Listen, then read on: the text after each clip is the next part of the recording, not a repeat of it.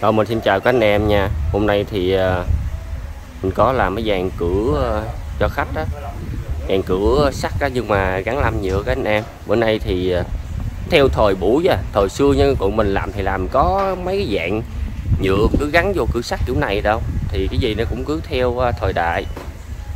Thì khách thấy mẫu này đẹp thì yêu cầu mình làm thì mình làm thôi anh em. Cái này thì mình làm khung sắt xong, sơn xuôi hết rồi, bây giờ chỉ có gắn nhựa vô nữa là xong thôi. Đó, cái này thì đang gắn lam nhựa trên, rồi lát gắn vô cửa nữa là xong. Đây để mình quay cận cảnh cho các anh em xem nha. Đây, ở ngoài đây thì bên hông này thì làm cái vỉ bên hông thì làm sơ thôi anh em. Đó, bên hông thì làm rồi cho kín nhà thôi, ra không có làm đẹp lắm mà cũng không cần thích sắc hay to lắm. Nó khung đó thì mình làm 24 rồi, đang trong là vuông 2 thôi. Đó, cõi khung cửa nè. Đây để mình vô cận cảnh khung cửa cho anh em xem. Đây nè, thì dàn cửa này thì mình cũng hang lề cối nè. Thì bây giờ thì đa số ráp lề cối là nhiều. Đây lề này thì nó chịu lực tốt, là nó chạy bạc đạn á, thì nó cứng á các anh em. Cửa muốn sợ hơi bị khó với nó á. Mà nó chạy bạc đạn, nó xài nó chạy bạc đạn ở trong mà. Đó, khung cửa thì mình làm 48 nha các anh em. Đây khung cửa 48.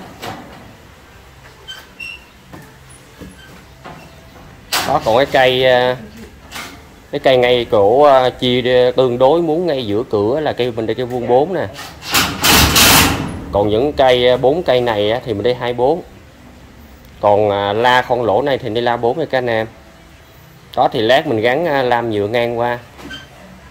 Gắn lam. Đó, khung ở trên thì mình đi lam đứng, còn ở dưới thì mình đi lam ngang để nhìn cho ra kiểu nó đẹp hơn. Chứ nếu đi một hệ luôn ngang hết hoặc đứng hết thì nhìn nó không có đẹp. Nó gọi khung trên lại cửa thì nhìn nó hơi khác một chút.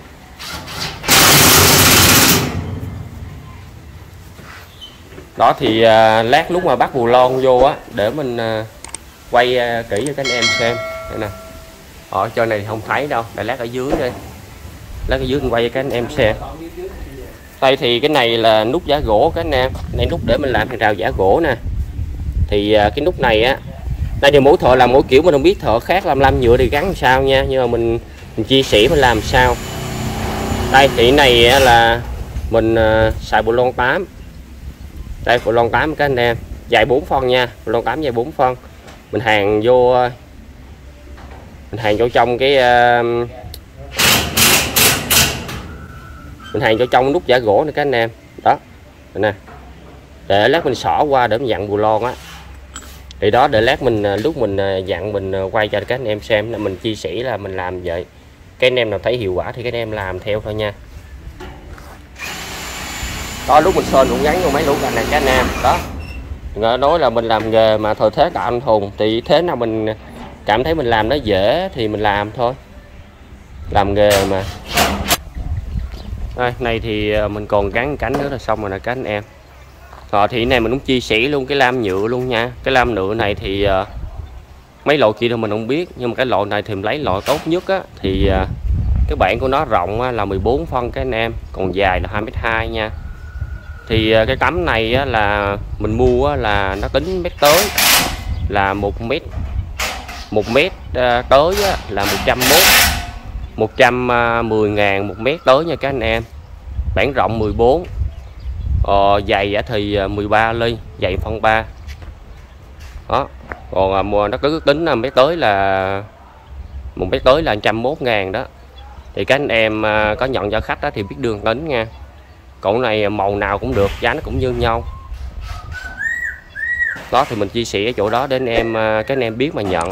Thì ở đây mình chia sẻ cho những anh em nào mà chưa biết thôi nha, chứ còn những anh em nào biết rồi thì bỏ qua giúp mình nha. Đây thì cái nút hồi nãy mình có chia sẻ rồi đó. Thì đây để mình chia sẻ ở chỗ gắn vô. Mình có nói là những anh em mà không biết thì mình chia sẻ nha.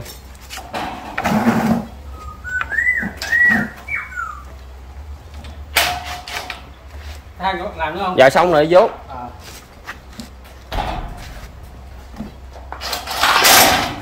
Không đứng thang mà ghế đứng tới.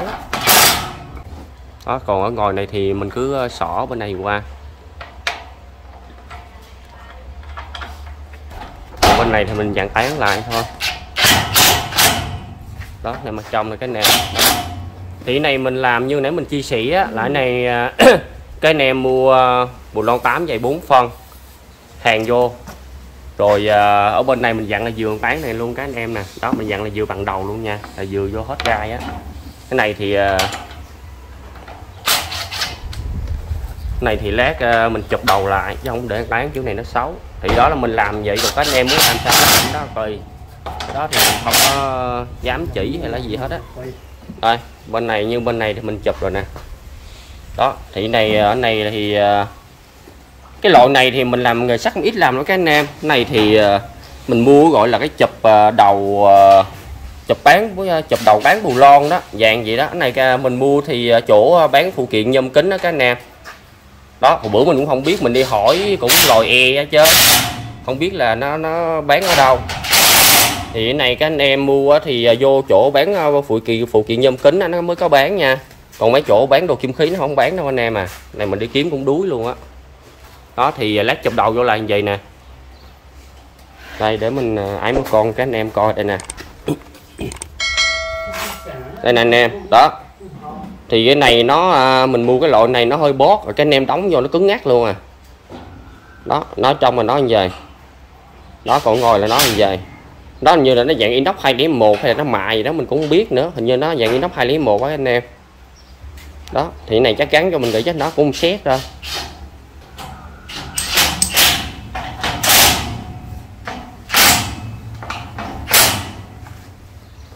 Đó thì đúng ra để tán gì cũng được, mà mình làm thì mình thấy gì nó xấu quá, mình phải kiếm cái kế để mình gắn vô cho nó thẩm mỹ. Thì gọi là thời thế Đào Anh Hùng á, mình làm gì thì mình thấy cho nó mình được thì chủ nhà mới được, chứ mình thấy không được thì chủ nhà đã chê cũng mất công mình sửa lại cũng quá cha.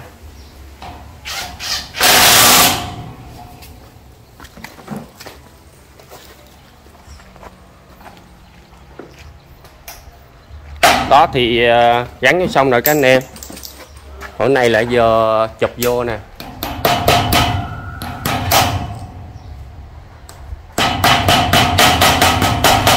Đó cứ để vô các anh em gõ vô là vừa nó bóp nó cứng luôn rồi. Mới đầu thì mình tưởng nó hơi lỏng dán keo, nhưng mà thật sự không phải, nó hơi bóp mà nó đóng vô nó cứng luôn, khỏi mất công dán silicon luôn.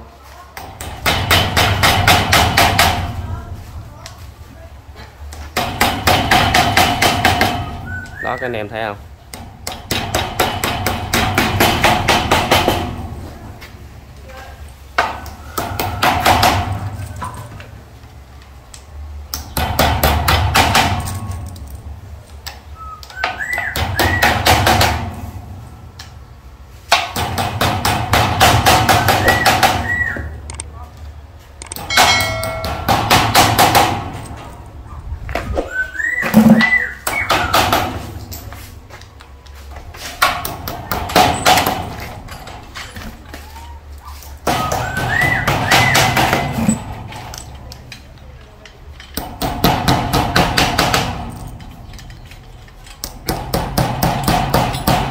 Đó rồi thì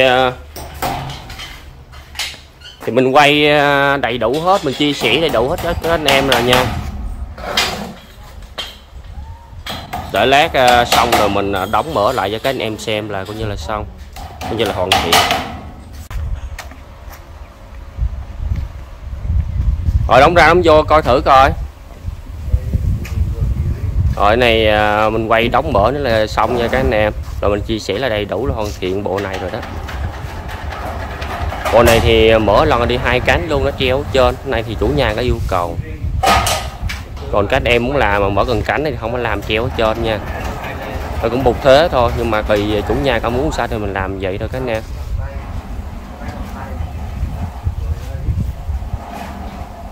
Rồi đóng lại coi, đóng lại là 4 cánh luôn đi. Đóng lại cho đẹp luôn cái hả?